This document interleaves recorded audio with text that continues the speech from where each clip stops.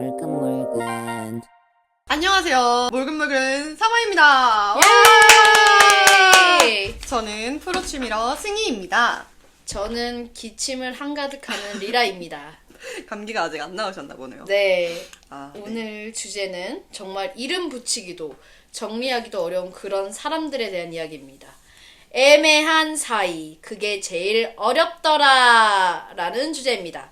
다들 한 명쯤은 있죠? 맞습니다. 약간 경계가 가까운 것도 아니고 먼 것도 아닌 약간 미묘하게 에너지를 쓰게 만드는 사이들. 오늘은 그 경계선 위에 있는 사람들에 대해서 한번 본격적으로 몰근몰근 씹어보도록 하겠습니다.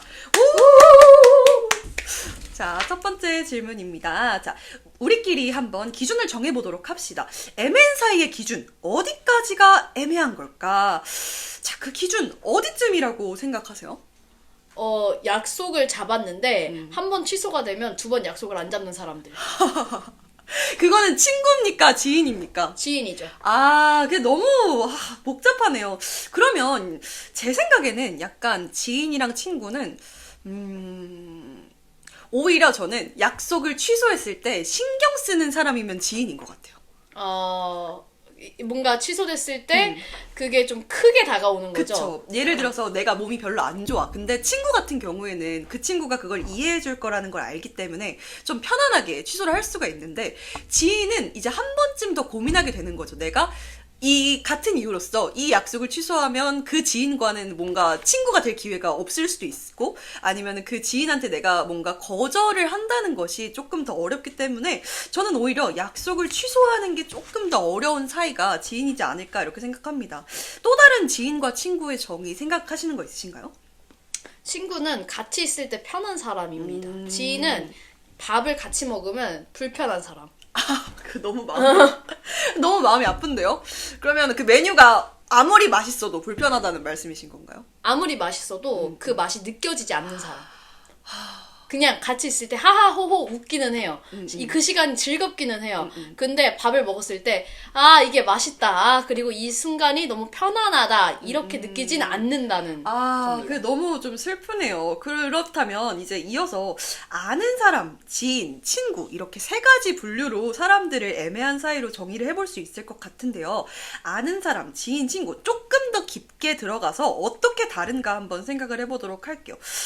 약간 지인이란 얘기 몇 살 때부터 사용하셨어요? 성인 되고 사는 것 같아요. 그러니까 어렸을 때는 되게 이제 사람의 범위가 한정되어 있잖아요.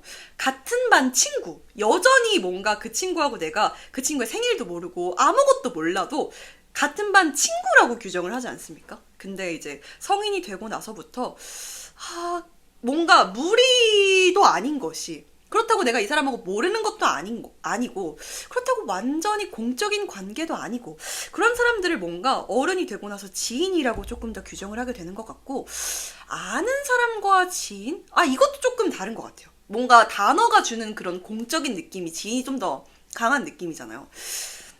아는 사람은, 근데 공적인 느낌은 지인이 좀 더 공적인 느낌인데, 가까운 건 뭔가 아는 사람이 좀 더 가까운 것 같은 느낌이 저는 들거든요. 저는 반대예요. 어떤 부분이 조금 다르시죠? 아는 사람은 갑자기 그 청첩장이 왔을 때 씹을 것 같아요. 지인은 갑자기 청첩장이 와도 축의금 5만 원 보냅니다. 근데 그게 좀 있어요.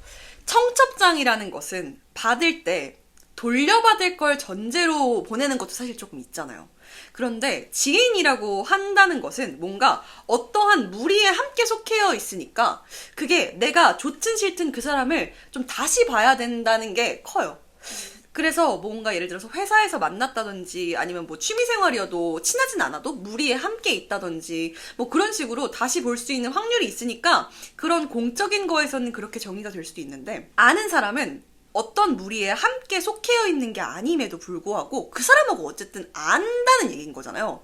왜 알게 됐느냐라고 물어보면 그 사람의 그냥 사람 자체에 뭔가 연결성이 있어서 저한테는 약간 좀 이런 느낌인 것 같아요.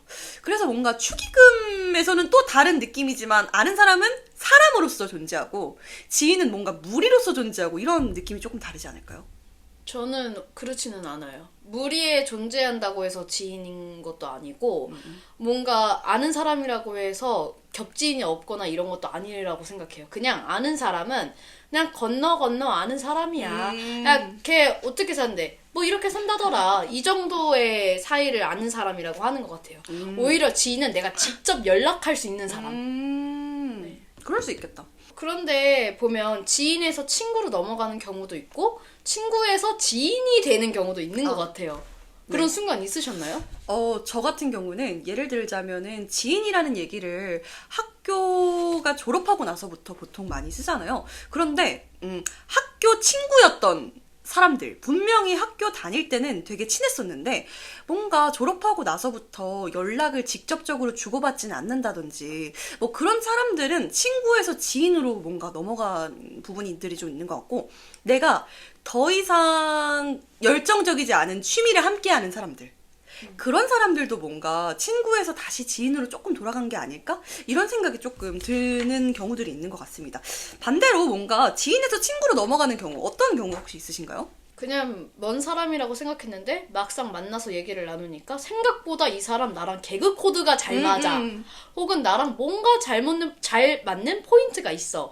이런 사람들은 더 자주 약속을 잡게 되는 것 같아요. 그래서 같이 시간을 많이 보내다 보면 그 사람하고 관계가 깊어지면서 이제 조금 친구라고 불러도 되지 않나? 이런 생각이 드는 사람들이 있는 것 같습니다. 그러니까 어느 순간 밥을 딱 먹었는데 편해지는. 네, 딱 먹었는데 맛이 느껴져. 그러니까 그런 순간 이 사람 이제 조금 친구가 됐다. 그런 거 있잖아요. 뭔가 대화를 나누는데 중간에 말이 끊겨도 괜찮네? 뭐 각자 핸드폰을 보고 있어도 그게 뭔가, 왜 지인 같은 경우에는 내가 그 사람하고 만났는데 핸드폰을 보고 있으면 되게 무례한 것 같다는 생각이 오히려 들거든요. 근데 친구는 오히려 뭐 대화를 하다가 서로 각자 할 일을 하거나 뭐 다른 사람하고 문자를 급한 경우에 뭐 주고받아도 그냥 뭐 서로 이해를 해줄 수 있는 그런 상황들이 갑작스럽게 뭔가 찾아오는 것 같습니다. 자, 그러면 두 번째 질문 한번 이야기해 보도록 하겠습니다. 자, 그러면요, 이제 애매한 사이에서 가장 고민이 되는 지점, 바로 감정. 어디까지 표현해도 되나인데요. 뭔가 나는 짜증이 났어. 분명히 그 기분은 진짜고 뭔가 변하지 않는 사실이야. 그렇지만 화를 내기엔 너무 애매한 상황, 너무 많은 것 같습니다. 자, 이렇게 화를 내기에는 애매한 상황들 혹시 있으신가요? 네, 화를 내기 애매한 상황 있죠.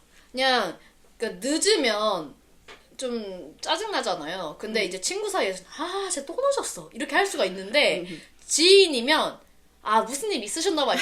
괜찮아요. 그럴 수 있죠. 근데 마음은 부글부글 끓어. 약간 그런 게 있죠. 몇 분 정도 늦었을 때부터 살짝 부글부글 끓으세요? 20분이요. 되게 빡빡하시네요, 기준이. 아니요, 20분, 왜냐면 시간이 정해져 있는데 20분 이상 늦는 거는 내 시간을 소중하게 여기지 않는 거예요. 왜냐면 제가 어릴 때는 저도 지각 엄청 많이 하고 늦게 도착하고 이런 거에 대해서 그냥 그러려니 했거든요. 근데 제가 뭔가 일을 하기 시작하다 보니까 이게 시간이, 내 여유 시간이 주어져 있는데 이 시간을 소중하게 쓰고 싶다. 나는 좀 꽉 차게 쓰고 싶다. 이런 생각이 있는 것 같아요. 근데 그 20분을 뺏는다? 약간 분노 포인트. 20분 크죠? 20분 3번 모이면은 60분. 네, 그리고 20분까지도 뭐 그렇다 치는데 30분 넘어가기 시작하면은 그거는 약간 그 이유가 있어야 돼요. 그냥 준비하느라 늦었어 이러면 약간 뭐라는 거야? 이렇게 되는 거예요. 저는 차라리 늦을 거면은 1시간 늦었으면 좋겠어요. 이제 만약에 그런 거 있잖아요. 1시간 늦는다고 미리 연락을 해주면 뭐 카페에 들어가서 나 혼자서 뭐 책을 읽는다든지 아니면 뭐 그림을 그린다든지 그런 다양한 활동들을 할 수가 있는데, 20분은 내가 카페에 들어가서 돈을 쓰기도 애매하고 그렇다고 그 사람한테 그 돈을 달라고 할 수도 없는 거잖아요. 카페 들어가면 최소 4,500원인데. 그러니까 뭔가 오히려 20분, 30분이 더 짜증이 나는 것 같고, 아예 저는 혼자서도 굉장히 잘 지내는 사람이기 때문에 아예 1시간 늦는다. 그러면 오히려 마음이 편해지는 거죠. 나 카페 가서 뭔가 할 일을 좀 더 정리를 한다든지 뭐 그럴 수 있으니까. 그쵸, 약간 시간에 대한 감각이 성인이 되면은 매일 출근을 하지 않습니까? 그런 데서 오는 휴일에 대한 그런 귀중함, 그런 것들이 좀 있는 것 같습니다. 근데 그게 일단 늦는다고 말하는 건 괜찮아요. 근데 5분 정도 늦을 것 같아. 10분 정도 늦을 것 같아. 근데 그게 쌓여가지고 20-30분이 됐어. 그럼 안 되죠. 그러면 이제 약간 그러면 안 되죠. 뭐 어쩌라는 거야? 이렇게 되는 것 같아요. 1시간 전에 20분 늦는다고 얘기하는 건 괜찮아요. 네, 맞아요. 그건 너무 괜찮죠. 뭐 하다못해 내가 다이소라도 구경할 수 있으니까. 그런데 5분 늦는 줄 알고 난 밖에 서 있었어. 근데 10분 늦어. 그럼 이제 화나요. 그럼 화나죠. 이해가 너무 되네요. 20분이라는 절대적인 시간이 기준이 아닌 걸로. 네. 그렇지만 화를 내지 않는 것. 그런 게 바로 지인이다. 네, 맞아요. 왜냐면 안 만나면 돼요. 지인이랑 안 맞는 것 같으면 그냥 자주 안 보면 돼요. 친구의 선을 결국 넘지 못하고 사라져가는 그런 약간 좀 소멸되는 그런 지인인 거죠. 자, 그러면요. 저 같은 경우는요. 누군가가 뭐 대단한 일은 아니지만 내 발을 밟았을 때 너무 아프게 밟는 경우가 있잖아요. 일부러 그런 건 아니야. 그리고 발을 밟는 것뿐만이 아니라 내가 통증을 느꼈어. 그 사람으로 인해서. 그런데 그거 가지고 화를 낼 수는 없잖아요. 그쵸. 근데 내 통증이 실제로 사라지는 건 아니니까 나는 굉장히 화가 많이 났는데 그 대상이 상대는 아니야. 그렇지만 내가 그거를 표출을 너무 하고 싶은 거야. 뭐 아예 이렇게 막 표출하고 싶은데 근데 만약에 내가 그 사람하고 별로 안 친하다면 아픈 걸 표출하는 것도 살짝 눈치가 보이는 거죠. 막 너무 과도하게 너무 아파 막 이렇게 하면은 뭐야 저 사람 내가 살짝 밟은 거 가지고 왜 저렇게까지 하지? 뭐 이렇게 보여질 수도 있으니까 뭐 그런 경우들이 저는 조금 뭔가 억울한 것까지는 아니지만 이걸 어떻게 해야 되지? 나의 아픔은 도대체 표출을 해도 되는 걸까? 라는 그런 좀 생각이 드는 것 같습니다. 그래서 그냥 결국은 항상 뭐 괜찮아요 라고 얘기를 하고 와는 이제 집에 가면은 멍이 들어있고 너무 억울한 거죠. 이게 제가 비슷한 일이 있었는데 제 발을 밟은 게 아니라 저는 스스로 넘어졌어요. 근데 그러니까 공익 활동을 같이 하시던 모임원분들이셨거든요. 근데 같이 이제 신나게 치킨 먹고 집에 가려고 지하철 딱 내려갔는데 저는 레인부츠를 신고 있었단 말이에요. 지하철 계단에서 슬라이드를 한 거예요.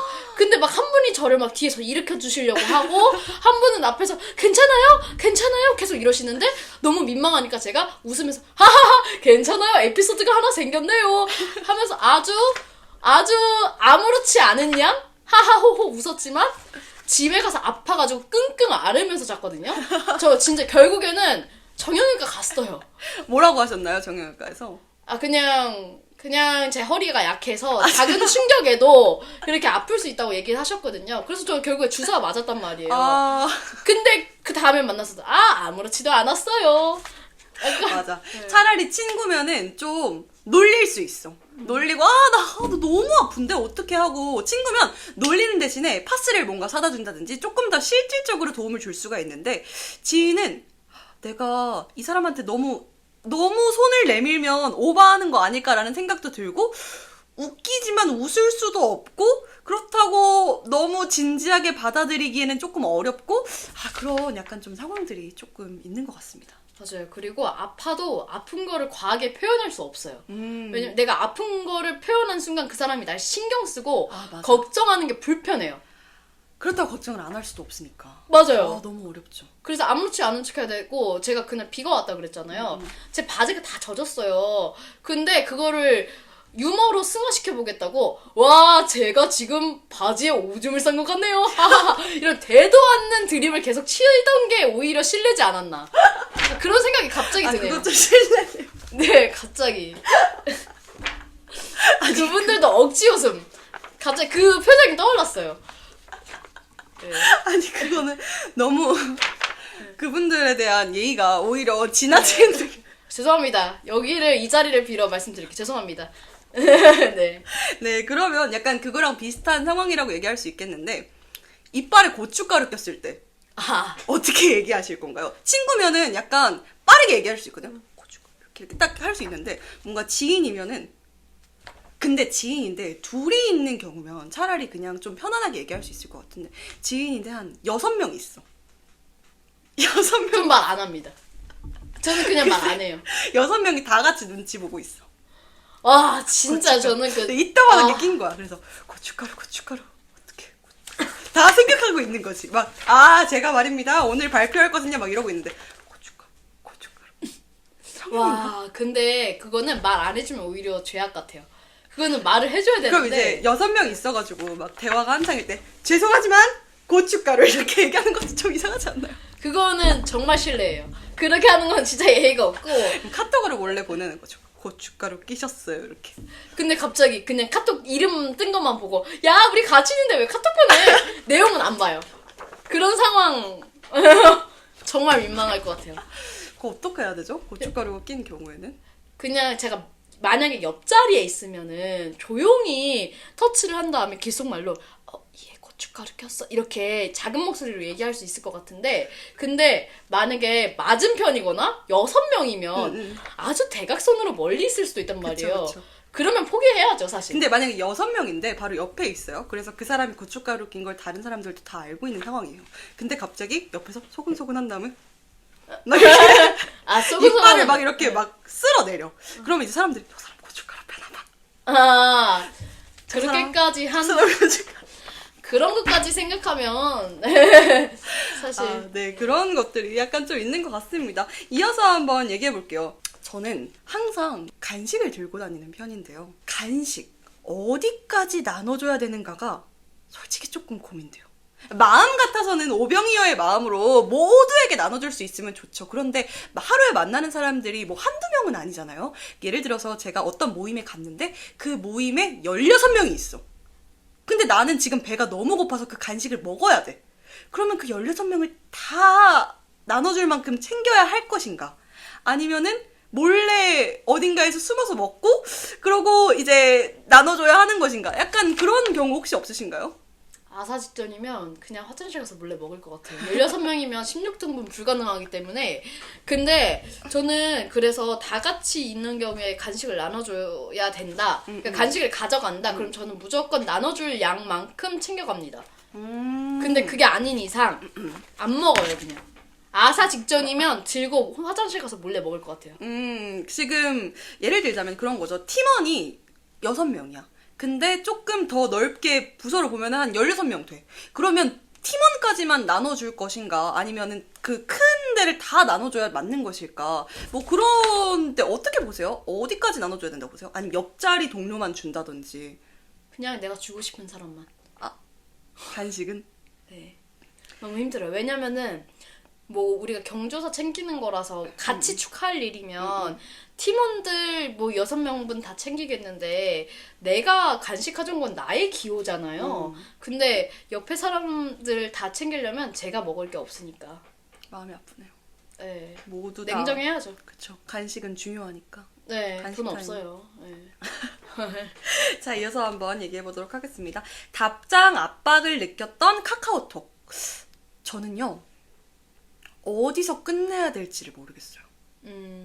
저는 이제 학원에서 일을 하기 때문에 가끔 학생들한테 질문으로 연락이 오는데요. 뭔가 질문을 왔을 때 뭔가 감사합니다라고 답장이 오는 경우가 있어요. 그러면 근데 그 감사합니다가 그냥 감사합니다면은 그 카카오톡에 그 감정 누르는 거 있잖아요. 그걸로 끝내면 되는데 뭐 감사합니다. 좋은 하루 보내세요. 뭐 선생님 지금까지 수고하셨어요. 뭐 이런 식으로 막 되게 따뜻하게 애들한테 와주면 아 내가 이거를 답장을 해주는 게 맞는 건지 아니면 답장이 오면 애들이 오히려 아 뭐야 저 선생님 왜 나한테 한 번 더 답장하지? 조금 귀찮네 라고 생각을 할지 뭔가 그거에 대해서 조금 신경이 쓰이더라고요. 혹시 이런 경우 있으신가요? 저는 그래서 보통 그냥 좋아요 눌러요. 하트. 하트 아니면 최고 그 엄지척 누르는데요. 만약에 나보다 윗사람이다. 그러면 이모티콘과 함께 감사합니다. 정도 보내는 것 같습니다. 근데 그 카톡 이어나가는 게 저도 너무 싫어가지고 그냥 안 읽어요. 제가 아시지만 저는 모든 카톡에 압박을 느껴요. 그러니까 모든 카톡에 답장해야 된다 이러면은 카톡 읽기가 싫어요. 그래서 제 거 지금 1000개 넘었을 거예요 아마. 아 저 진짜로 너무 싫어가지고 저는 오히려 카톡이 쌓이면 압박감을 느껴요. 어. 바로바로 읽어야 돼요. 안 읽고 그 숫자가 쌓이잖아요. 그러면 뭔가 내 마음에 짐같이 느껴지는 거죠. 뭔가 그거에 오히려 더 마음이 써지는 느낌? 이 사람이 내 답변을 기다리고 있으면 어떡하지? 뭐 이런 생각들이 들고 일십할 수 있는 건 읽고 나서 씹어도 되잖아요. 그러니까 차라리 저는 그냥 빨리 읽어요. 빨리 읽고 답장해야 되는 건 빨리빨리 해결해버리는 약간 타입이고 그래서 저는 컴퓨터 키면 일단 답장부터 짝짝짝짝짝 하고 그리고 다음 걸로 넘어가고 그리고 오히려 답장을 했어요. 그래서 내 생각엔 대화가 끝났어. 근데 대화가 이어져. 그럼 조금 당황하는 거죠, 그때부터. 왜? 아니 우리 분명히 이모티콘 주고 받았잖아. 아니 우리 좋아요 했잖아. 왜 자꾸 이어? 그게 네. 새로운 주제면 괜찮거든요. 네. 예를 들어서 내가 뭐 이렇게 해가지고 뭐 얘기를 다 끝내고 나서 뭐 나는 또 뭐 어쩌고저쩌고 이렇게 대화가 이어나가는 거면은 뭐 그 사람하고 대화를 하는 거니까 그럴 수 있는데 같은 주제로 계속 다시 원점으로 돌아가는 그런 대화들이 분명히 존재한단 말이에요. 뭐 감사합니다. 뭐 좋은 하루 되세요. 너도 좋은 하루 돼. 뭐 그런 다음에 또 한 번 더 그러면 뭐 앞으로 뭐 행복하세요. 뭐 이런 식으로 진짜 말도 안 되는 것들이 이어질 때 이거 언제 끝내야 되지? 그거 혹시 아세요? 그 카카오톡에서 감정 누르기가 추가가 된 게 저는 정말 혁신적인 기능이라고 생각하거든요. 진짜 너무 다행이다라고 생각하는 기능인데 카카오톡 감정 누르기가 기본 그게 설정이 하트예요. 혹시 아세요? 네, 알아요. 근데 저는 이제 회사나 일적인 카톡에서 그냥 감정 누르기로 쭉쭉 누르면 이제 하트가 뜨잖아요. 그게 너무 신경이 쓰이는 거예요.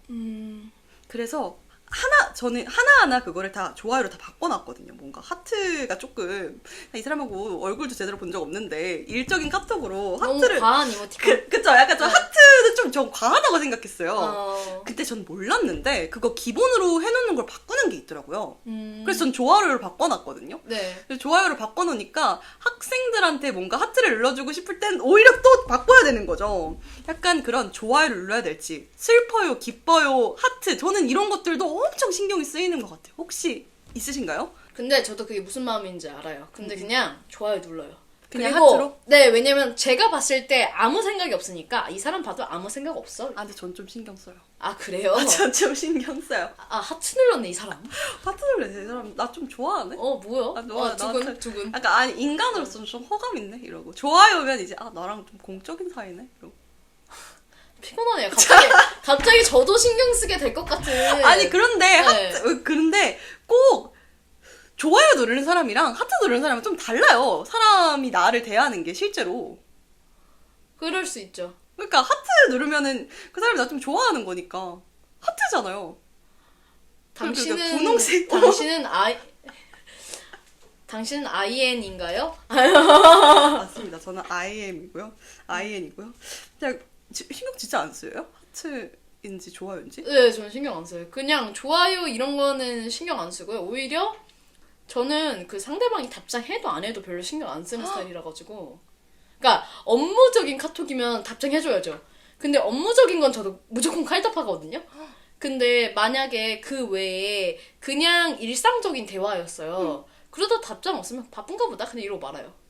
아, 저는 신경 쓰는 사람 따로 있고 안 신경 쓰는 사람 따로 있어요. 아, 그럴 수 있죠.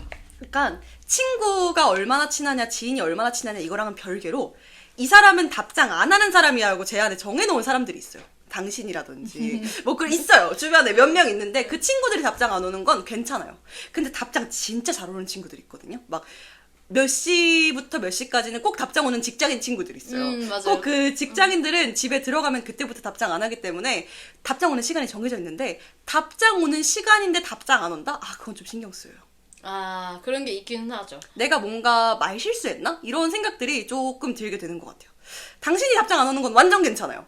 그쵸. 저는 그쵸? 원래 안 하니까. 그냥 모두에게. 안 오나 보다. 그리고 내가 만약에 웃긴 얘기를 했는데 안 왔어. 그럼 웃었겠지 하고 넘겨요. 아, 그쵸. 그리고 저는 그래요. 지인과 친구로 돌아가서 만약에 제가 답장 안 하는 걸 이해하지 못한다? 그럼 그냥 지인이 돼요. 그리고 제가 답장 안 하는 걸 이해한다? 그럼 우린 그때부터 친구예요. 아. 그러니까 이놈은 답장을 하지 않더라도 나를 친밀하게 생각하는구나. 이게 이해가 되는 사람들이 있어요. 그쵸, 맞죠. 네, 근데 연락이 안 되는 순간 얘는 나한테 무신경해.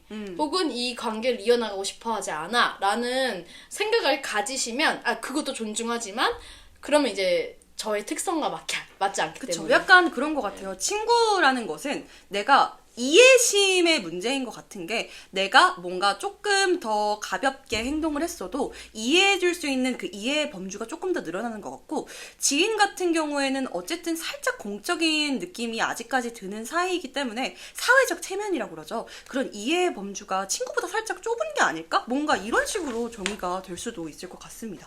자, 그러면요. 카카오톡 에피소드에 이어서 생일 축하 메시지 한번 이야기를 나눠보도록 할게요. 저 진짜 고민돼요. 생일 축하.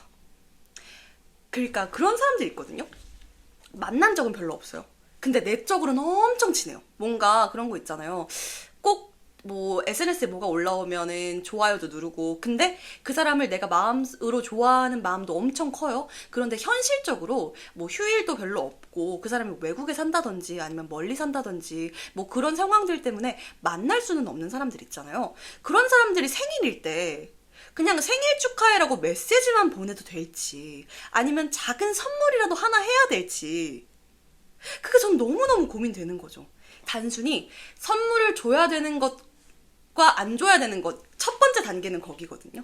첫 번째 단계는 일단은 메시지를 보내도 될지, 보내는 건 조금 오바일지, 에서부터 시작이 되는데, 두 번째 단계는 메시지를 보내면서 선물을 함께 보내야 될지를 생각을 해요. 그 다음에는 이제 몇 줄을 써야 될지도 저는 조금 신경을 써요. 뭐 생일 축하해로 끝낼 건지, 뭐 생일 축하해, 오늘 좋은 하루 되길 바래, 까지 쓰실 건지, 아니면 한 줄 정도는 그 사람을 위한 뭔가 메시지를 한 줄 더 써야 될지. 그래서 그런 게 너무 약간 고민이 되는 지적인 것 같습니다. 맞아요. 그게, 그러니까, 귀찮아요. 그리고 누가 내 생일 챙겨줬는지도 알잖아요. 그쵸. 또 생일만 연락하는 지인도 있어요. 맞아. 근데 그럼 이제 불편해요. 그래서 그냥 그 사람이 나한테 했던 거 다시 확인합니다. 아, 나한테 생일 뭐 선물 보냈어요? 그럼 나도 선물 보내요. 나한테 메시지 보냈어요? 그럼 나도 메시지 보내요. 근데 뭐 아무 우리는 접점이 없었어. 그러면 내가 마음이 동하지 않는 이상 그냥 먼저 연락 안 합니다. SNS를 보면 기록이 뜨잖아요. 이제 근데 생일이야. 누가 봐도 막 나 생일임 오늘 완전 생일임 막 이러고 티 냈어. 내가 기록을 했어. 근데 그 사람하고 지인이야. 얼굴 맞대고 인사해야 돼. 근데 내가 생일일 때는 그 사람이 없었어. 내 인생에 아직 없었어. 한 6개월에서 7개월 정도 된 거죠. 그럼 어떡합니까? 그러면 그냥 그 SNS 댓글로 축하해. 보통 그 정도인 것 같습니다. 그냥 네, 간단하네요. 왜냐면은 너무 그렇게 세세하게 신경 쓰기 시작하면은 스트레스를 받아요. 저는 누가 제 생일 카톡 오는 것도 사실 압박감 느끼거든요. 그러니까 그런 사람들이 네. 있으니까 저는 생일에 카톡 오면 좋거든요. 근데 이제 생일에 카톡을 주는 걸로 압박감을 느낀 사람들이 분명히 존재한단 말이죠. 리라 씨뿐만이 아니라 되게 많은 사람들이 그런 걸로 압박감을 느끼기 때문에 오히려 연락하는 게 이 사람한테 안 좋은 거 아닐까? 라는 생각을 한 번쯤 거치게 되는 거예요. 사람마다 그 받아들이는 게 다르니까. 저는 그래서 좀 더 어려운 것 같습니다. 그러니까 약간 그런 건 있어요. 내가 좋아하는 사람이다. 그리고 혹은 내가 이 사람 생일을 우연히 봤는데 오늘 좀 축하하고 싶은 기분이 든다. 그러면 나한테 돌아오는 대가를 생각 안 하고 아 축하해 이러고 그냥 뭐 선물 쏩니다. 선물 보냅니다. 그리고 나서 엄청 비싼 거 사는 거 아니니까. 엄청 비싼 거 사는 거 아니니까 그냥 한 2, 3만 원 선에서 아니요. 그게 아니라 지인 중에서도 어느 정도 친구였던 지인. 그치. 이제 네. 아까 얘기한 것처럼 친구였다가 지인이 된 지인. 네. 그런 경우에 이제 그냥 보내고요. 만약에 그런 게 아니면 그냥 축하한다고 메시지 정도는 보내는 것 같기는 해요. 그 축하한다는 메시지도 아까 압박감을 느끼신다고 하셨잖아요. 그래서 제가 깊게 한번 생각을 해봤는데 축하한다는 메시지 언제까지 답장해야 하는 것일까? 이거 다시 카카오톡으로 돌아가는 얘기인데요. 축하해. 고마워. 그러면은 그 친구가 하트 누르고 끝인가? 네. 그래요. 뭐 조만간 한번 보자. 좋아. 하트? 그냥 좋아. 일상 그래. 대화로 이제 넘어가지 않고. 네, 그만. 그만. 아유, 일상 대화는 스탑. 나중에 하고 싶으면 다시 잘 지내? 연락하면 됩니다. 음. 근데 저는 이제 축하해, 고마워, 다음에 또 한번 보자, 그래, 잘 지내? 이렇게 오면은 답장 안 해요, 그냥. 왜냐면은 이미 끝났잖아, 우리 대화는. 그러니까 나는 잘 지내고 있어. 우리 서로 이미 스토리도 다 봤어. 잘 지내고 있는 거 알아. 근데 이제 그냥 거칠의식 인사는 불편해요. 그러니까 차라리 나 이렇게 지내 이러는 건 괜찮거든요. 나의 삶을 공유해주는 건 너무 고마워요. 근데 저한테 잘 지내 이렇게 물어보면은 답할 게 잘 지내 말고 없어요. 그쵸. 없긴 해요. 잘 지내는데. 네, 그리고 잘 못 지내도 못 지낸다고 할 거 아니잖아요. 그쵸. 그게 바로 다시 돌아가서 이제 감정 어디까지 표현해도 될까에 네. 범주에 해당하는 거죠. 내가 진짜 못 지내. 나 정말 인생에서 최악의 한때를 보내고 있어. 그렇지만 사실 그 사람은 그거 별로 안 궁금한데 물어본 거기 때문에 이제 아니 나 인생이 너무 우울해 이러면 당황하는 거죠. 상대가 얼마나 당황할까요? 어쩌라고. 아니 그냥 넌 잘 지낸다고 해야 되잖아.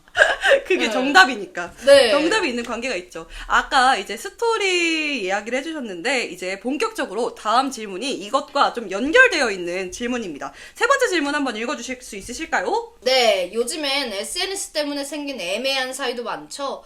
좋아요는 꾸준히 누르는데 연락은 절대 안 하는 사람 있지 않나요? 저 있어요. 저 DM 진짜 자주 보내는 아는 분이 계시는데 근데 그 사람을 제가 진짜 좋아하거든요. 정말 저는 진심이에요. 그 사람을 좋아하는 마음이. 그런데 만나기는 너무 멀어요.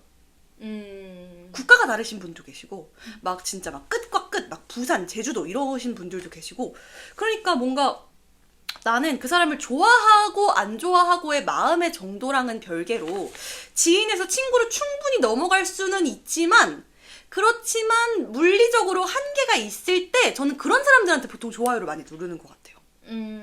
그래서 막 너무 지인이거나 진짜 너무 이제 한 번 봤는데 SNS 팔로우하고 뭐 이런 사람들도 있잖아요. 저는 그런 사람들은 사실 막 좋아요 막 그렇게까지 열심히 누르지 않는데 내가 물리적인 한계가 있어서 지인에서 친구로 넘어가고 싶은 마음은 있지만 넘어가기 조금 힘든 사람일 때 그런 사람들은 보통 좋아요를 이렇게 누르는 편인 것 같습니다. 네, 맞아요. 근데 저는 그냥 그런 사람들한테 좋아요도 안 눌러요. 응? 그러니까 그냥 보고 잘 지내네 그냥 이러고 봐. 왜냐면은 좋아요 누르면 물꼬를 트는 거예요 그게. 그러니까 뭔가 다시 연락 안 와요? 좋아요 눌러도. 이게 좋아요 눌렀는데 내 거에 다시 좋아요 누르고. 그러니까 뭐 좋은 거죠. 그러니까 이게 다시 그러면 제가 좋아요 눌러야 된다는 압박감이 와요. 그래서 그냥 안 터요 그냥 그러니까 아무것도. 인간관계에 대한 압박감이 좀 있으실 수 있죠. 네, 왜냐면은 저는 그리고 사람이랑 계속 만나는 직업이기 때문에 그 다른 사람과의 관계에서 너무 많은 에너지를 쓰면 그 스트레스 받아요. 그냥 딱 내가 할 수 있는 정도. 근데 내가 그 에너지가 그 총량이 정해져 있잖아요. 그쵸.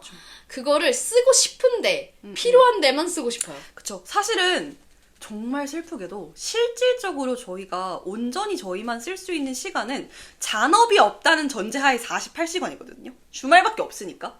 그러니까 근데 그 48시간에서 또 자는 시간 빼면은 30시간 조금 넘어요. 조금 넘으니까 이제 그 시간 동안 얼마나 효율적으로 내가 사랑하는 사람들한테 시간과 마음을 쓸 것이냐. 그 에너지의 총량이 정말 아쉽게도 좀 정해져 있다는 말이 있는 것 같아요. 그런 거 있잖아요. 외국에 보면은 막 사람들하고 스몰 토크 엄청 많이 하잖아요.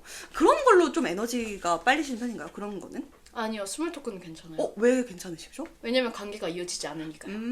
이어지지 않는 관계는 무슨 얘기를 해도 괜찮아요.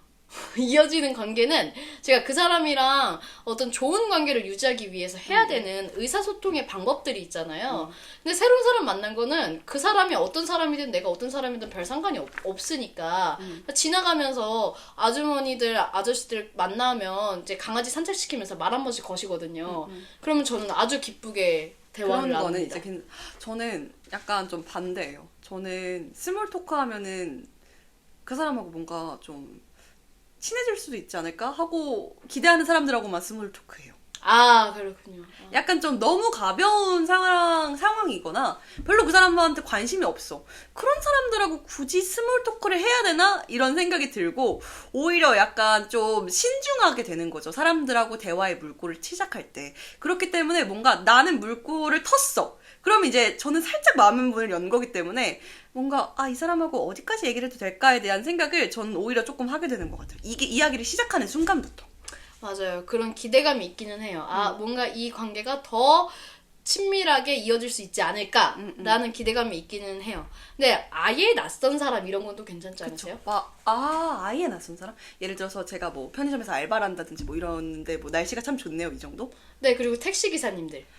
그러네요. 기사님들은 정말 바쁜 상황이 아니면 괜찮은 것 같아요. 네, 맞아요. 보통 그냥 택시 기사님들이랑 대화 나누면서 가면 너무 즐거워요, 저는. 왜냐면은 저랑 다른 세상에 사세요. 그쵸. 택시 기사님들은. 예를 들어서 스몰 토크라고 하면서 갑자기 연락이 왔어요. 뭐 한 5년 만에 연락 와가지고 잘 지내냐 이런 식으로 이어나가면 이제 할 말 없어요.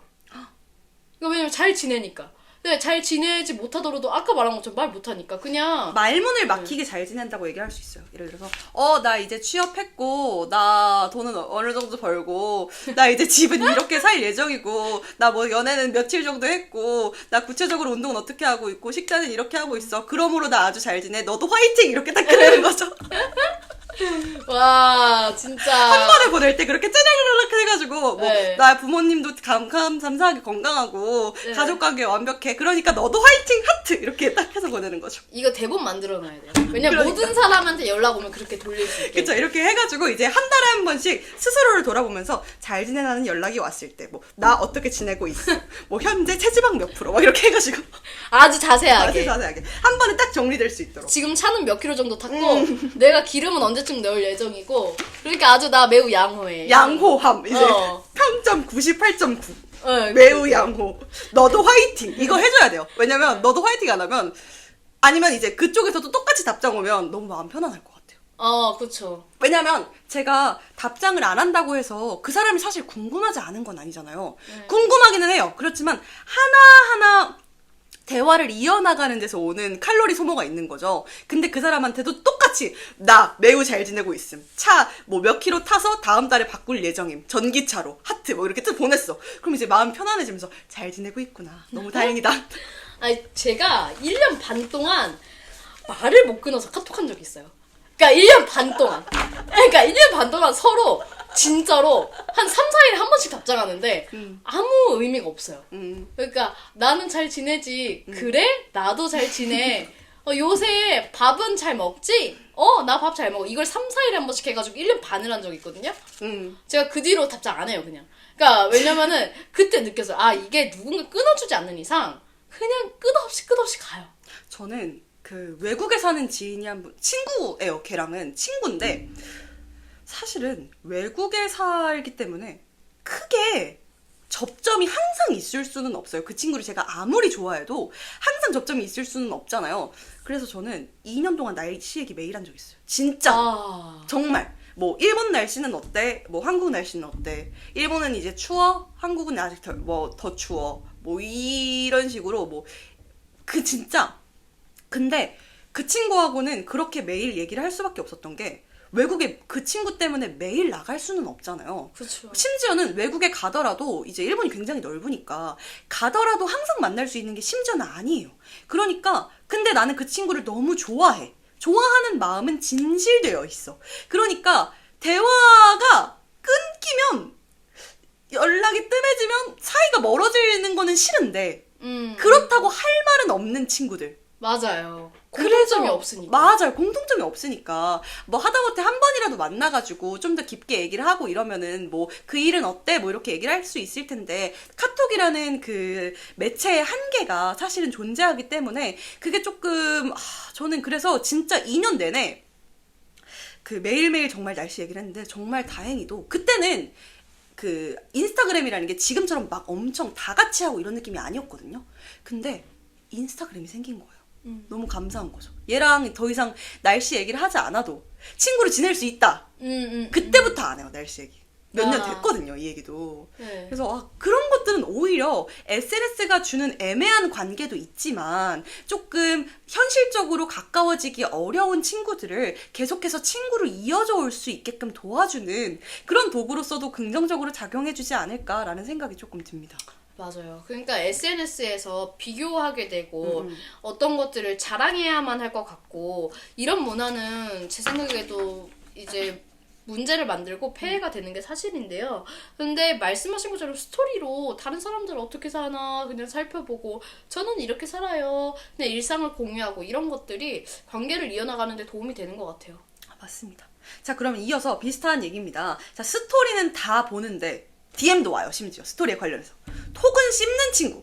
나한테 관심이 있는 걸까요? 없는 걸까요? 없어요. 그러니까 제가 왜 관심이 없다고 생각했냐면 딱 들었을 때 그 사람은 내가 올린 스토리 내용에 관심이 있어요. 근데 나 자체에 관심은 없어요. 왜냐면 카톡을 안 씹고 그냥 연락을 안 하는 거면 괜찮은데 내가 보냈는데 굳이 답장 안 하고 스토리 답장을 온다? 이게 약간 좀 그냥 내가 하고 싶을 때 할게 이런 느낌이기 때문에. 근데 대화에서 별로 흥미있는 주제가 없었을 수도 있잖아요. 그러면 인정이죠. 예를 들자면은 카톡이라는 거는 갑자기 내가 뭔가 뭐 예를 들어서 내가 뭘 샀어. 너무 좋은 물건을 살 수 있잖아요. 그래서 샀는데 갑자기 카톡이 되고 나 맥북 삼 이렇게 자랑하면 뭔가 잘난 척하는 건가 이렇게 될 수 있지만 SNS에는 내가 뭔가 새롭게 산 무언가나 뭔가 이렇게 자랑하고 싶은 것들이나 내가 좋은 데를 갔어. 그러면 이제 올릴 수 있으니까 대화가 상대적으로 좀 더 흥미로워질 수밖에 없는데 카톡 같은 경우는 사실 대화할 수 있는 게 한정되어 있다고 생각하거든요. 뭐 속상한 일이나 뭐 이런 뭐 감정이 격해지는 상황이 있으면 모를까 대부분 뭐 해나 뭐 먹었어 뭐 이 정도이니까 저는 그 사람한테 관심이 있냐 없냐 보다도 대화에서 오는 도파민이 얼마냐에 따라서 조금 다를 수도 있지 않을까라는 생각이 좀 드는 것 같아요. 그런 측면이 있기는 해요. 근데 이제 생각했을 때 내가 뭔가 중요한 내용을 카톡으로 보냈어요. 근데 스토리 DM은 답장이 와. 그런 경우는 이제 화가 나요. 그런 거는 안 되죠. 네, 근데 용납이 안 되죠. 네, 근데 예를 들어서 내가 카톡으로 그냥 아무 의미 없는 내용을 보냈어요. 그럼 답장 안 해도 상관없죠. 네, 약간 그게 어떤 내용인지에 따라 다른 것 같아요. 맞습니다. 근데 우리가 약속 정하고 있어. 아니, 우리 시간 약속 정해야 되잖아. 근데 그런 애들 꼭 있죠. 네, 시간 약속 정하고 있는데 내가 SNS에 올린 거는 막 답장해. 뭐 사진 진짜 잘 나왔다. 맛있겠다. 응. 근데 카톡은 연락 안 해. 왜 그러는 거야? 아니, 그게 진짜 답답해요. 왜냐면은 못 만나면 못 만난다고 연락을 하면 되는데 그 연락을 안 하고 내 스토리는 다 답장해. 근데 카톡은 갑자기 묵묵부답. 근데 그런 사람들이 있어요. 거절을 못하는 사람들이 있어요. 그렇긴 하죠. 약간 좀 약속을 못 만난다고 얘기를 해야 되는데 그 얘기하는 걸 너무 미안해하는 사람들이 있어요. 저도 그랬기 때문에 이제 그런 건 이해를 하는데 뭔가 그러면 스토리도 답장 안 해도 되잖아. 진짜. 그러니까 약간 미안할 거면 끝까지 미안할만 하든가. 네, 그냥 미안해하고 답장을 안 하면 되는데 뭔가 참 그게 그런 사람들의 마음도 이해는 하지만 이제 당하는 사람 입장에서는 약간 아쉽다. 그쵸, 아쉽죠. 네, 그 정도인 것 같습니다. 자, 그러면 이어서 비슷한 얘기 한번 나눠보도록 하겠습니다. DM, 어디까지 진심으로 여겨야 하나? 어떠세요? 전 근데 진심이에요. 저는 진심으로 예를 들자면은 누가 너무 그 사진이 너무 예뻐. 저 그렇게 생각 안 하면 정말 예쁘다라고 얘기 안 해요. 그 사람이 간대가 진짜 좋아 보여. 그렇지 않으면 저는 좋아 보인다고 얘기 안 합니다. 저는 정말 100% 진심이거든요. 그래서 저는 그 다른 사람들이 저한테 그런 얘기를 해주는 것도 진심이었으면 좋겠어요. 진심이죠, DM은. 음. 근데 왜냐면은 제가 조금 중학생인 친구들한테 물어보니까 그 친구들은 DM을 카톡처럼 사용하더라고요. 맞습니다. 카톡 아예 없는 친구들도 있더라고요. 네네, 그냥 다 인스타그램으로 사용하길래 그런 거 봤을 때 그냥 DM은 또 다른 카톡이다. 그냥 그거 이렇게 알아요? 받아들여요. 단DM이라는 게 있는 거 알아요? 그게 단DM. 뭐예요? 단톡 아니고 이제 단DM이라고 쓰는 거예요. 단체 단어를. DM. 제가 뭐 야 너네 단톡 있어? 뭐 이렇게 물으니까 저의 단DM 있어요 이러는 거예요. 대단하다. 그니까. 이어서 한번 얘기해 보도록 하겠습니다. 친한 친구랑은 아무 말이나 잘 하는데 오히려 비슷한 나이인 사촌이랑은 말 한마디 꺼내기가 어려운 경우들이 있습니다. 가족이라고 정의 내리고 있지만 먼 듯 가까운 사이 혹시 있으신가요? 네, 있습니다. 근데 이게 친가 외가 좀 달라요. 친가는 연락도 아예 안 하고 부모님들 통해서만 그러니까 밥을 먹거나 이러거든요. 근데 외가는 그냥 우리끼리도 연락해요. 오, 진짜요? 네, 우리끼리도 뭐 필요한 거 있으면 연락하고 어떻게 지내나 가끔 물어보기도 하고 그리고 생일도 우리는 개처럼 주거든요. 개? 그러니까 개 하는 것처럼 개. 네, 개 하는 것처럼 개 모임처럼 한 5만 원씩 보내고 약간 이런 식이에요. 그래가지고 좋은데요? 되게? 네, 그래서 그런 사람들은 거의 뭐 친한 친구랑 비슷하죠. 약간 그 친구. 거의 가족, 진짜 가족이네요. 네네. 그리고 삼촌도 갑자기 술 취하면 전화해가지고 갑자기 뭐 잘 지내냐 막 이런 사랑한다리라요. 저한테 그런 건 안 하시고. 왜 사랑할 그게 잔소리 주로. 사랑하니까 하는 거. 아니 우리 엄마한테 갑자기 전화해가지고 매형한테 잘해. 매형만큼 좋은 남자가 어딨어? 근데 사실이니까. 사실이긴 해요. 진짜 좋은 분이. 네, 좋은 아빠긴 합니다. 근데 어쨌든 간에 그런 식이시기도 하고 굉장히 재밌어요. 그러니까, 저는 약간 비슷한 듯 다른데요. 저 친척이랑 연락을 안 해요. 근데 연락을 안 해본 기억이 없어요. 연락을. 근데 만나면 진짜 친해요. 그러니까 만나면 너무 반가워요. 근데 그쪽에서 어떻게 느낄지 모르겠어요. 근데 저는 만나면 너무 반갑거든요. 만나면 잘 놀고 맛있는 것도 막 같이 먹고 다 너무 좋은데 가족끼리 만날 때만 만나요. 그래서 1년에 한 번만 봐요. 그러니까 친구도 아니고 지인도 아니고 아는 사람도 아니고 그냥 친척이라는 또 다른 카테고리가 저한테 있어요. 아, 있어요. 맞아요. 친척 카테고리. 맞아. 그러니까 친척 카테고리가 분명히 친구보다 더 가볍게 얘기를 할 수 있는 깊은 구석이 없지 않거든요. 가족들과 관련된 부분들이. 그런데 걔하고 연락을 하냐? 생각만 해도 어색해요. 아, 맞아요. 저도 친오빠가 있는데 친오빠랑 연락 잘 안 하거든요. 엄마 아빠 욕할 때만 연락해요. 우리는 그거 외에는 이거 서로 부모님이 들으시잖아요. 엄마 아빠도 아세요. 예, 알고 있으시고 왜냐면은 그런 경우 외에는 우리는 SNS도 공유 안 해요. 그래서 저는 엄마 아빠가 제 SNS 보려고 하면 바로 차단해요. 그러니까 개인 SNS를 보려고 하는 거는 약간 통제의 위험이 있다. 그러면 바로 차단. 그렇게 생각할 수 있죠. 네. 저는 얼마 전에 SNS 하니까 생각이 난 건데 친척 동생이랑 SNS 친구가 됐어요. 근데 저는 걔랑 되게 친하다고 생각을 했는데 걔가 기독이 읽혀 있는데 이상한 내용이면 조금 신경 쓰여요. 아, 맞아요. 약간 SNS는 좀 되게 가볍고 웃긴 내용들도 많이 올리잖아요. 그런데 걔가 기독이 읽혀 있으면 나는 분명히 얘랑 친하다고 생각했는데 이렇게 생각을 한번 해요. 읽었네? 이렇게. 네, 약간 불편한 게 있어요. 왜냐면 제가 그 벽에 그냥 누가 이렇게 써놓은 건데 스프레이로 교양이까 이렇게 써 있는 거였거든요. 같이 있으셨잖아요. 제가 교양이까 이거를 SNS에 올렸거든요. 교양 지읒가 이건데 그 사진을 찍어서 스토리에 올렸는데 아니 전교회 전도사님이 그걸 읽으신 거예요. 제가 진짜 약간 그게 그런 의미가 아닌데 제가 갑자기 연락해가지고 전도사님 그게 그런 의미가 아니라요? 이렇게 하기가 너무 애매하잖아요. 애매하죠. 근데 이제 전도사님께서 네. 생각하는 우리 리라가 우리 리라가 왜 이렇게 됐을까? 우리 참된 자매님 리라가 왜 그리고 막 친구들이랑 막 술자리 같은 거 부메랑 하잖아요. 맞아. 너무 신경 쓰여요. 그 짬매랑 했는데 저는 이제 교회를 다니는데 교회에서 만난 이제 지인이 교회에서는 되게 친하게 지냈는데 술 안 마시잖아요. 그런데 거기서 술자리 사진 올리면 근데 교회 다니는 애가 기독 읽으면 만약에 먹고 죽자 이런 거야. 그러면 이제 아니 내가 그렇다고 술독에 빠져 사는 건 아니고요 라고 얘기하고 싶은데 그 사람은 사실 별로 안 궁금하겠죠? 별로 신경 안 쓸 거긴 해요. 근데 오해는 남아있겠죠. 그리고 예를 들어서 친척, 사촌들이 그걸 봐요. 그러면 이제 문득 그런 생각이 드는 거예요. 이걸 또 자기 엄마 아빠한테 얘기해가지고 그게 우리 엄마 아빠 귀에 들어가면은 너 술 마시냐, 친구들이랑 어디 갔냐 이런 질문이 들어올 생각을 하면서 섬찟하는 거예요. 그래서 그런 거 올릴 때 좀 신경이 쓰이긴 한다. 친척이면은 그런 게 좀 쓰이죠. 네. 자, 약간 이어서 얘기하는 건데 비슷한 맥락인데요. 요즘에는 그 멀티 프로필이 있잖아요. 요즘에는 일반 프로필에는 그냥 아무것도 설정을 안 해놓고 멀티 프로필에다가 지인을 넣은 다음에 그걸 자기 일반 프로필로 사용하는 경우들이 되게 많이 늘고 있대요. 그게 뭐야?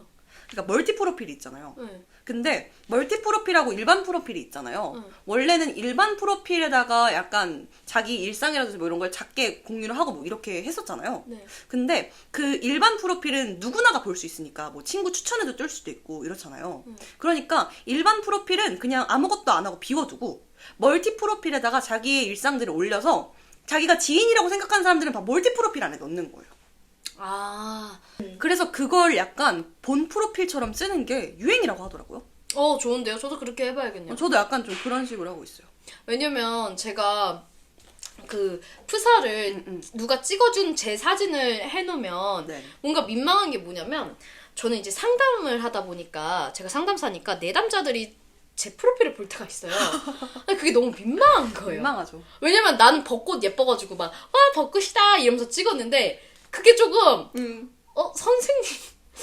선생님 되게 이런 면이 있네? 이렇게 생각할 것 같으니까 전문가니까 더 약간 다가가기 힘든 존재잖아 사실. 네, 그리고 혹은 이제 선생님들 그러니까 동료 선생님들이 그걸 봤을 때 야, 이 사람 이 선생님 되게 즐거우셨나 보다. 이렇게 제 사생활을 조금 아는 게 불편해가지고 그냥 프로필 사진을 안 해놨습니다, 지금.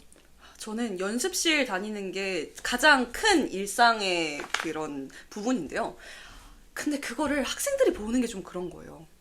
그렇기 때문에 약간 저는 그래서 저도 그때부터 약간 썼던 것 같아요. 그때부터 약간 그거를 멀티 프로필을 일반 프로필로 조금 사용하게 되고, 멀티 프로필도 저는 일하는 사람들은 제 이름 몰라요. 일하는 사람, 만약에 같이 일하는 사람이 새롭게 단톡방에 들어오면 저는 그냥 바로 멀티 프로필 안에 넣어놓고 이름도 그냥 땡땡땡 선생님 이렇게 해서 뭐 학원 이름 쓰고 선생님 쓰고 이렇게 해서 그냥 바꿔놓습니다. 그래서 같이 일하는 사람 중에 제 이름 아는 사람 거의 없어요. 이름을 몰라요? 이름 모를 거예요. 아마. 알려드린 적이 없어요. 와. 알면 오히려 좀 무서울 것 같아요. 왜냐면 학원이라는 특성상 팀플이 없어요. 별로 뭐 회의를 하더라도 뭐 누구 선생님 이렇게 얘기하지 않고 뭐 그냥 뭐 몇 학년 선생님 뭐 이런 식으로 얘기가 오고 가고, 그리고 저는 주말에는 출근을 안 하는데 대부분의 선생님들이 저희는 주말에 출근을 되게 많이 하시거든요. 그러니까 마주치고 뭐 이름을 부를 일이 사실은 크게 없어요. 그래서 아마 이름을 모르지 않을까 싶습니다. 자, 그러면은 재밌는 이야기 이제 5번 질문으로 넘어가 보도록 하겠습니다.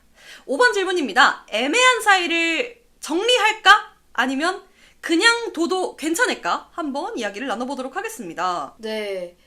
애매한 사이를 정리해본 경험이 있으신가요?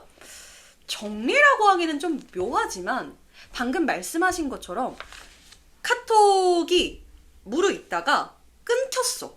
그러면 자연스럽게 정리되는 경우들도 있고, 예를 들어서 방금 맨 처음에 말씀드렸던 것처럼 취미로 인한 그런 교집합이 있었는데 내가 그 취미가 더 이상 별로 안 해. 그러면 그냥 자연스럽게 멀어지는 것 같고, 뭐 옛날에는 진짜 초등학교 막 1, 2학년 막 이럴 때는 막 절교 막 이거 이렇게 끊으면은 이제 친구 아니고, 맞아. 막 손가락 이렇게 끊으면 이제 친구 아니다 뭐 이렇게 하고 뭐 그 다음 주 되면 같이 놀고 막 이런 절교 아닌 절교들이 있었던 것 같은데, 뭐 절교를 하기에 너무 나는 늙고 지쳤다. 맞아요. 이제는 그게 지금 내 감정일 수도 있고 나중에 이 사람이랑 어떻게 될지 그쵸. 모르는 거기 때문에 굳이 관계를 우리 이제 정리하자, 그만하자 이렇게 하는 경우는 거의 없는 것 같고요. 그냥 자연스럽게 멀어진다 이 정도는 있는 것 같아요. 그리고 이게 되게 애매해요. 뭐 어떻게 정리할 거예요? 갑자기 연락해서 우리 좀 소원해진 것 같지 않아? 너 이제 내 친구 카테고리에서 지인 카테고리로 옮겨졌어. 그러니까 소원해진 것 같지 않아까지는 대화할 수 있어요. 네. 그거는 뭔가 충분히 물꼬를 끌 수 있는 시간이지만, 거기 이제 너 이제 친구에서 지인으로 변경한다. 그렇게 하면은 그 사람 입장에서도 이제 너한테 하트 대신 좋아요 모르겠다 이런 거 있잖아요. 근데 이게 되게 힘들어요. 쉽지 그냥 않죠. 왜냐면 옛날처럼 그러니까 말씀하신 것처럼 절교 이렇게 해서 하는 경우가 굉장히 거의 드물고 그리고 그렇게 할 때 쓰이는 내 에너지가 있잖아요. 맞아요. 감정 소모해야 되잖아요. 그러니까 조금 서운하거나 섭섭한 일, 그리고 조금 마음 쓰이는 일들도 넘어가는 게 훨씬 괜찮고, 항상 그렇더라고요. 뭔가 제가 서운함을 느꼈어. 그래서 그걸 표출하면 항상 표출하고 후회해요. 한 번도 후회를 안 한 적이 없어요. 저는 되게 빨리 약간 화가 나고 빨리 풀리거든요. 그러니까 내가 화를 낸 시점에서 오히려 풀린 상황이 있는데 상대방한테도 분명히 이유가 있었으니까 그 행동을 했을 거 아니에요. 그러면 그 상대는 이미 기분이 상해 있을 테니까 후회하게 되는 거죠. 나 그냥 참을걸. 맞아요. 근데 그럼에도 불구하고 만약에 내가 이어가고 싶은 관계다 그럼 얘기하는 것 같아요. 근데 내가 오히려 별로 이어나가고 싶지 않은 관계다 그럼 얘기 안 하고 안 만나면 됩니다. 왜냐면 그리고 나한테 피해가 가는 상황이면 얘기를 할 것 같아요. 약간 그렇게 연장선상으로 말씀드리는 건데, 이어나가고 싶은 관계면 오히려 사소하게는 화 잘 안 나요. 그러니까 오히려 그게 딱 생겼을 때 오히려 이야기하게 될 수 있을 것 같아요. 내가 그 사람에 대해서 잘 이해하고 있고 그 사람에 대해서 내가 뭔가 잘 알고 있으니까 일부러 그러는 게 아니겠지라는 기본 전제가 깔려 있잖아요. 그러니까 내가 그 사람한테 서운한 상황이 생긴다는 건 정말로 뭔가 조금 해결해 줬으면 하는 부분들이야. 그런 경우들이 조금 있어서 오히려 얘기하게 되는 거 아닐까? 순간 이런 생각들이 좀 스쳤고, 내 약간 좀 사람을 나 이 사람 진짜 싫어해라고 얘기하는 게 되게 위험하다는 걸 최근에 조금 깨닫고 있어서 사람을 함부로 싫어하는 것이 별로 좋은 일이 아니다라는 맞아요. 거를 조금 나이가 들면서 오히려 깨닫게 되는 것 같습니다. 싫어하면 내가 힘들어요. 그쵸. 왜냐면 그것도 사실 신경 쓰는 거잖아요. 음. 그 사람이 뭘 했는지 아주 면밀하게 따져보면서 내가 싫은 구석을 구석구석 찾아야 되거든요. 그것도 있고 전 사람이 좀 귀중해지는 것 같아요.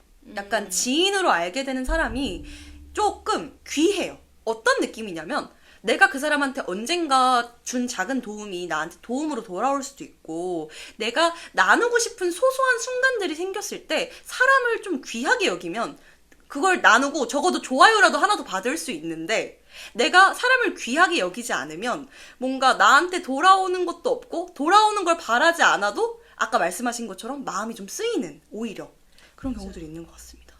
근데 그런 건 있어요. 나한테 귀한 사람은 귀하게 대하지만 나한테 피해를 주거나 혹은 내가 이 관계를 이어나감으로써 더 힘들어지는 관계들이 있잖아요. 그쵸. 그러면 과감하게 버리는 것도 중요한 것 같아요. 그쵸. 근데 다만 이제 절교한다라고 얘기하지 않고 네, 그냥 편안하게 내 마음에서 버리는 거죠. 그러면 네. 언젠가는 아까 말씀하신 것처럼 다시 또 친해질 수도 있고 뭐 그런 상황들이 올 수도 있는 거니까. 네, 그리고 안 친해지면 뭐 어떻습니까? 그럼 왜냐면, 있어, 네, 그렇죠. 굳이 그런 관계라면은 유지하지 않아도 됩니다. 왜냐면은 이미 내 에너지가 쓰이고 있는 건데, 거기서, 그러니까 이미 내가 그 사람 때문에 힘들어요. 그러면 내가 9번 힘들고 1번 행복하다고 그 관계 이어나가서 뭐합니까? 그건 오히려 내가 좋아요를 1번 받고 있는 게 아니라 싫어요 9번에 딸려오는 좋아요 1번을 경험하는 거기 때문에 그쵸. 그런 관계에서는 조용히 끊어낼 것 같아요. 근데 만약에 나한테 피해가 가고 있어요. 그러면 정리를 해야 될 것 같아요. 그러니까 이제 그만 연락해줘 라는 어떤 정리가 필요한 것 같기는 해요. 그쵸. 쉽지 않네요. 만물의 오타쿠로 살아간 지 언 20년. 오타쿠들에 의한 오타쿠 토크 한번 진행해보도록 하겠습니다. 오! 자, 요즘 빠지신 오타쿠스러운 모먼트를 보이는 순간 있으신가요? 네, 근데 최근에 빠진 건 아니고요. 저는 계속 빠져 있는 건데 블랙컴뱃이라는 격투기 단체가 있어요. 제가 그 단체를 좋아하게 된 것도 이제 거의 한 2년쯤 된 것 같아요. 그렇게 오래됐구나. 네, 근데 이번에 또 거기서 대회를 열거든요. 이제 다음 주, 그러니까 5월 6일 날 대회를 여는데 그것 때문에 요새 아주 제 생활이 바쁩니다. 어떤 점이 조금 매력이 있으신 거죠? 일단 격투기 선수 한 명 한 명의 그 캐릭터를 보여줘요. 단순히 이 사람들이 싸운다, 누가 더 잘 싸울까, 누가 더 강할까 이게 아니라 그 사람이 왜 싸우는지, 목적은 뭔지, 혹은 그 사람 삶에서 좀 둘러싸고 있는 주변 사람들은 어떤 사람들인지. 약간 테이즈 런너 같네요. 네? 테이즈였나요? 테이즈 런너 캐릭터도 이렇게 들어가 보면은 초원이가 왜 달리는지 그 테이즈 런너가 1등 하면은 소원 이뤄주는 거 알아요? 블랙컴뱃 테일즈 러너썰. 아니, 그래서 테이즈 런너도 약간 좀 이렇게 하는 것처럼 네 이어가세요? 네, 맞아요. 약간 테일즈 러너 같은 면이 있기는 해요. 네, 왜냐면은 그게 맞아. 정확한 게 그 사람의 삶을 보여주다 보니까 응원을 하게 되는 거예요. 그쵸. 그냥 사람들만 보면은 아, 이 사람 HP가 몇인지 이것만 보잖아요. 그쵸. 근데 그게 아니라 자세하게 왜 간절한지, 그 사람 삶이 뭐가 어려웠는지, 그리고 격투기를 함으로써 뭘 얻어냈는지 이런 것들이 보여지니까 볼 수밖에 없는 그런 매력이 있어요. 그리고 약간 그 선수들끼리 트래시 토크를 하거든요. 되게 마이크웍을 해요. 트래시 톡이 뭐죠? 서로 엄청 공격적으로 얘기하는 거예요. 이렇게 까는 건데 한마디로 얘기하면은 그런 것들이 스토리를 만들어요. 그러니까 서로 약간 너 이래서 문제잖아. 야, 한 판 뜨자. 그러면 반대편에서도 딱 맞받아 치는 거죠. 아니, 네가 문제인데 이러면서 막 싸워요. 근데 그런 것들이 되게 탄탄한 어떤 스토리라인을 만들고 혹은 너 지난번에 내 동료랑 싸워서 네가 이겼지만 사실은 반칙한 거잖아. 내가 내 동료에 대한 복수를 해줄게. 이런 식의 어떤 스토리라인이 생기거든요. 이제 거기가 그런 내용이 되게 흥미로워요. 그리고 그 수장이라고 해야 되나? 그 단체장 그 사람이 이제 검정이라는 분인데 너무 혁신적이어가지고 어떤 부분이 좀 혁신적이죠? 일단 격투기 선수들한테 이렇게 스토리를 입히고 영화처럼 만드는 것부터가 굉장히 혁신적이고요. 이번에 격투기 이제 선수들은 원래 링거리 있잖아요. 그쵸. 근데 치어리더를 도입했어요. 너무 재밌겠다. 왜? 근데 치어리더들도 그냥 세워놓는 게 아니라 그 사람들에 대한 이야기를 또 영상으로 찍어요. 그 뭐지 치어리더들이 야구에서도 그 응원가가 선수들마다 다르잖아요. 네. 그런 것처럼 약간 그 사람들에 대한 특정한 치어리딩 부분이 있는 건가요? 딱히 그거는 아닌데요. 그러니까 팀이 나눠져 있어요. 화이트 팀, 그 블랙 팀이 있는데 블랙 팀은 조금 더 순위가 높은 사람들. 화이트 팀은 순위가 조금 낮은 사람들인데 이제 서로 그 번갈아 가면서 응원을 해주는 거예요. 대신에 이제 그 사람들이 격투기에 대해서 어떻게 관심을 갖고 격투기 선수들을 응원하는 마음이나 혹은 격투기 선수들과의 어떤 썸씽 같은 거? 그런 것들을 유튜브에 찍어서 올리거든요. 그게 또 재미가 있어요. 쏠쏠해요. 그리고 되게 유명한 치어리더 분들이세요. 오. 예를 들면 하지원 치어리더. 들어본 적 있어요. 네, 되게 유명하죠. 그래서 그런 분들이 나오기 때문에 그것도 되게 관전 포인트 중에 하나고 그리고 뭔가 뭐라 그래야 되지? 응원 문화? 이런 것도 되게 좋아요. 가면은 이게 그냥 집에서 보는 거랑 되게 다르다고 느낀 게 가면은 다 같이 막 소리 지르고 소리 내고 막 이런 게 있거든요. 근데 거기서 되게 즐거움을 느끼는 것 같아요, 사람들이. 약간 좀 내가 인간의 어쨌든 한계라고 생각하거든요. 격투기라는 장르가. 그런데 그 인간의 한계를 뛰어넘을 수 있어야 되는 그런 이유들과 그래서 꼭 응원을 하고 싶어지게 만드는 그런 서사들. 거기에 플러스 내가 직관을 하러 갔을 때 그 쾌감. 그리고 함께 됐을 때 약간 동화됐을 때 그런 약간 소속감? 그런 것까지 다 느낄 수 있어서 왜 빠졌는지 너무 이해가 되는 것 같습니다. 네, 너무 좋아요. 그리고 선수들이 SNS 엄청 잘 활용해요. 그런 것도 너무 좋네요. SNS에서 서로 저격해요. 재밌는데요? 네, SNS에서 서로 사진 올려놓고 야, 뭐 예를 들면 인신공격하고 막 그런 게 재밌다는 건 아니지만 그런 게 즐거운 포인트는 아니지만 재밌죠, 사실은. 네, 재밌죠. 아주 재미없을 수 도파민이 없죠. 너무 뿜뿜 그쵸, 터지고 네. 너무 더 재밌겠다. 해줬으면 좋겠고 서로 공격하고 그런 게 재밌죠. 근데 네. 그 안에 사람들 한 명 한 명 다 들여다보면 뭔가 다 미워할 수만은 없는. 네, 그래서 저는 한 명 한 명 보면서 이 사람 진짜 별로다 이렇게 생각하는 사람 한 명도 없어요. 제가 그걸 보면서 진짜 삶에 대해서 배우는 게 한 사람 한 사람 뜯어보면 다 이유가 있죠. 이유가 있고 그쵸. 이야기가 있어요. 의미 없는 악인이 없다라고 악역이 없다라고 이야기하는 것처럼. 네, 그리고 악역도 필요해요. 꼭. 그렇죠. 네.